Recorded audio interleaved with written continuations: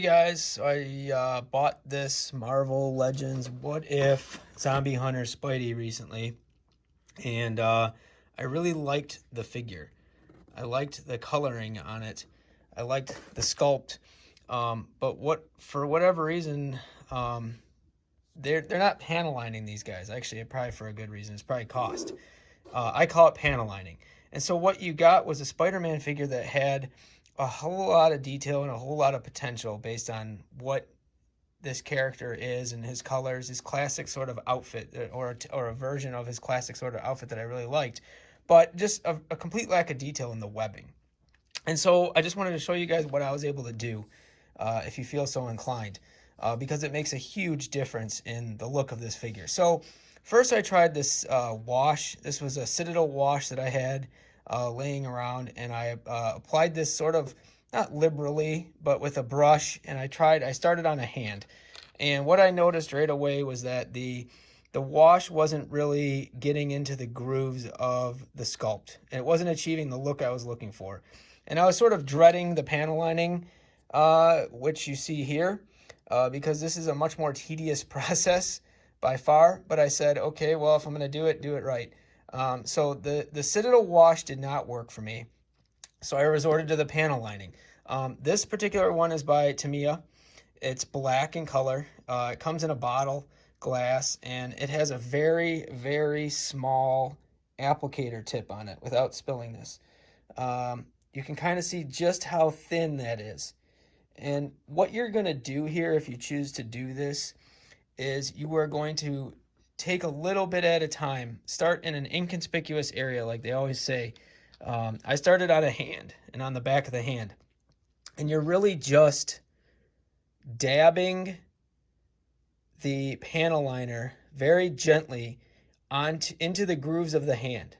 Capillary action will pull it into the areas that it wants to be drawn into.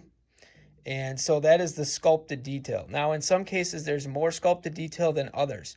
But overall, this process was a success for me. I think that it really, really worked to bring out the sculpted detail in Spidey.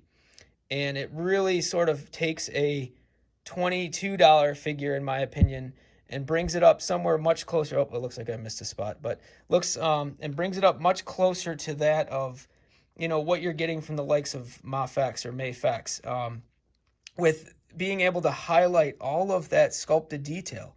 And it just makes the figure pop so much more than he did without that. And the best is the last part here, the head. Without that panel lining here, the head just had no character. It was just a bland red sculpt with the lines sculpted into the head, but really no definition.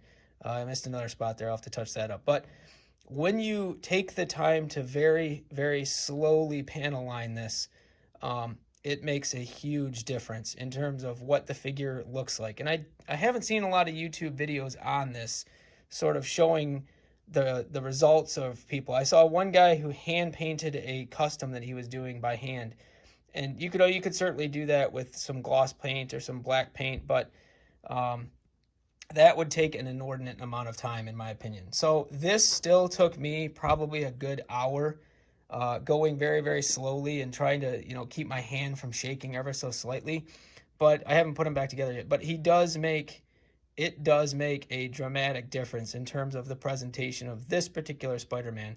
And I know Marvel Legends figures, they're releasing a lot of new Spider-Man figures, and it seems to be a trend now where they have really, really excellent sculpts, and the colors are really, really nice, but they just don't have either the budget or whatever to sort of highlight the sculpted webbing detail on their Spider-Man figures. So if you have the time, if you have the energy, if you care enough to even do that, I guess if you're watching this, you might. I would try this. It's really not that bad. You don't have to have a lot of model making or painting experience. You just have to be patient, take your time, and have a Q-tip handy, because you do have a brief period of time where if you get a little bit extra in an area, you just want to take that Q-tip and sort of just dab it real gentle and it'll draw up into the Q-tip whatever excess that you've got here. And that happened in a few spots here, but it really doesn't show. If you can get to it right away with this and sort of just dab it up and hold it there, it will pull itself up out of that area. So hope this helped. If you guys like this, I'll try and do more of these tiny little customizing videos here and there. I kind of have a whole bunch of stuff on this channel.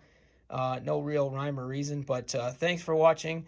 I hope you like it. Comment down below if you've tried this, if you like it, if it works. Hit subscribe and that notifications bell.